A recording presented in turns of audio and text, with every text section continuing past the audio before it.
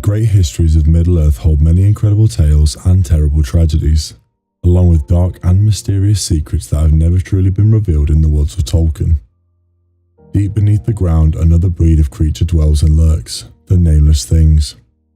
Their secret and brief mention in Tolkien's works has captivated audience for decades, wondering at the true nature, creation, and purpose of these beings in the world. Today we'll unravel the shrouds surrounding them, detailing everything that we know about the Nameless Things. Greetings all, I'm your guide, the Archivist. Today I'm going to cover the Nameless Things, their potential origin, their mention in the world of Middle-earth, and what purpose they might have in the world. Whilst we know that Sauron and Melkor have been the primary antagonists of the entire world of Middle-earth and beyond for the course of the Three Ages, Middle-earth is full of a vast array of malevolent creatures, monsters, terrors of all kinds, and evil so dark that it stains the very land with its presence.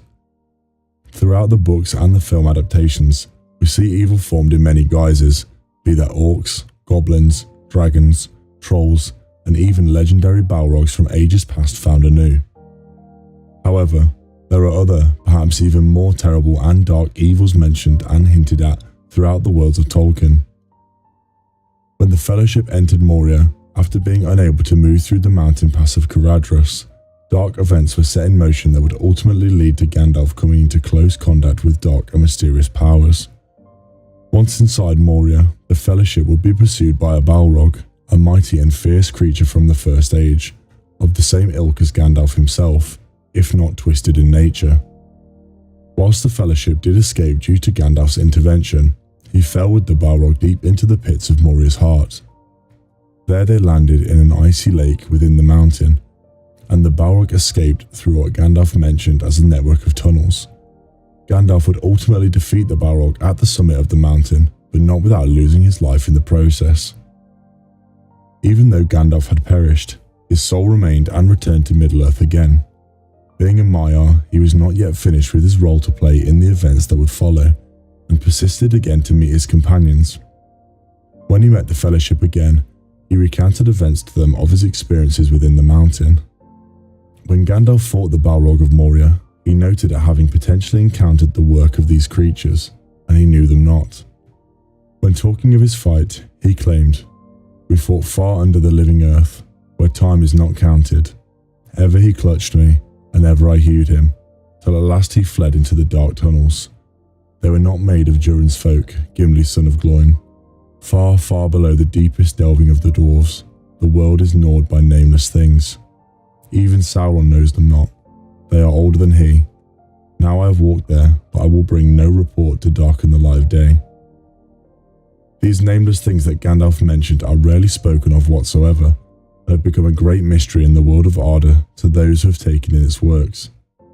Over the years, many different theories have arisen about the potential origin and purpose of these creatures, some with reasonable merit considering the potential purpose of creation of these creatures.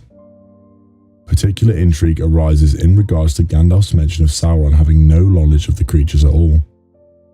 With Gandalf and Sauron both being Maiar, who have persisted since the First Age of Man, it's incredibly interesting to hear that neither of them had any knowledge prior to or otherwise of these creatures that lurk beneath the earth at Moria. This has led to many questions about Sauron's origin, along with his affiliation to his previous Dark Lord Melkor, later called Morgoth. Some consider the Watcher in the Water to be one of the Nameless Things, and this line of reasoning does come with some considerable merit when looking into the archives for references of the relationship.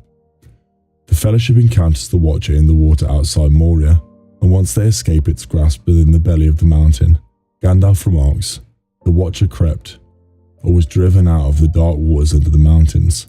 There are older and fouler things than orcs in the deep places of the world." This statement by Gandalf suggests that he does have some idea about the creatures that lurk beneath the surface of the world, although he seems to have no true idea of their ilk or purpose, at least from what he reveals.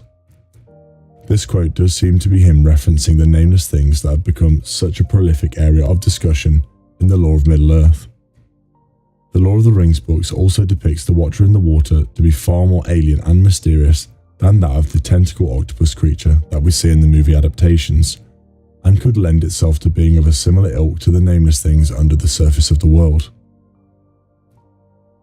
Even with the potential appearance of one of the Nameless Things as the Watcher, their appearance or any real description of them has been lost to the histories.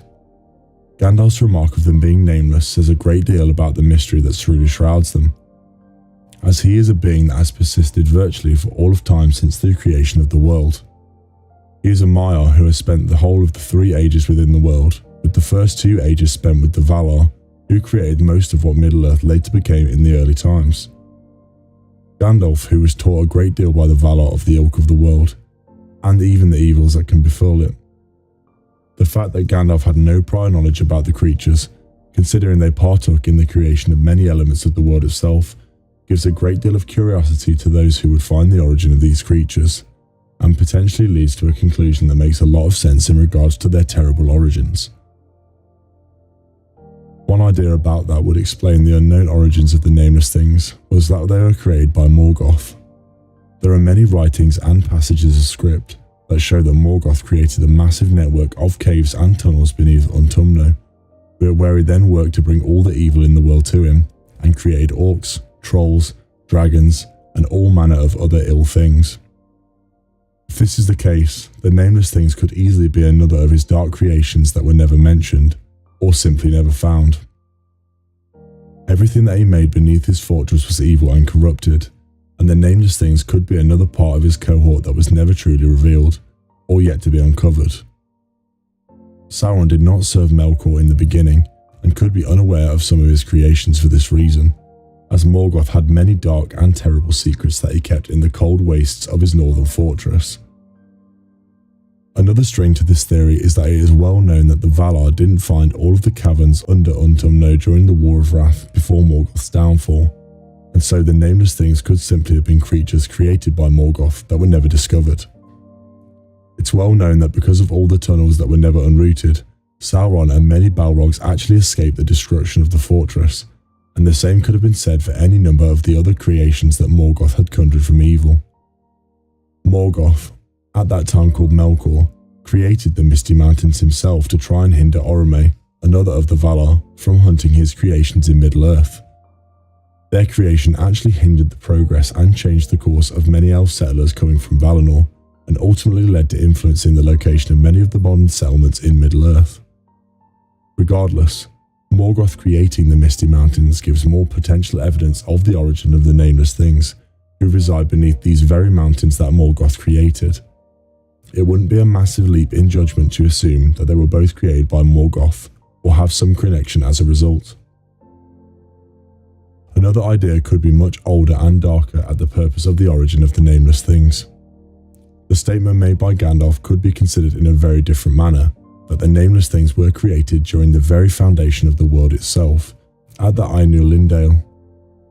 At the beginning of the world, Eru Ilúvatar created the Valar who sung with them, harmonizing to create the world of Arda and shape the very essence of the world itself. However, there was one amongst the Valar who did not agree with the melody and wanted to create themselves, and this was Melkor. He sung with discord in the music and created evil in the world as a result, out of line with the music of Eru.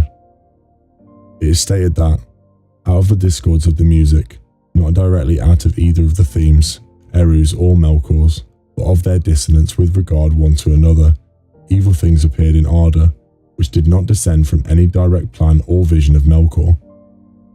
Because of Melkor's rebellion against the order of Eru, evil was created in the world for the first time, including Ungoliant.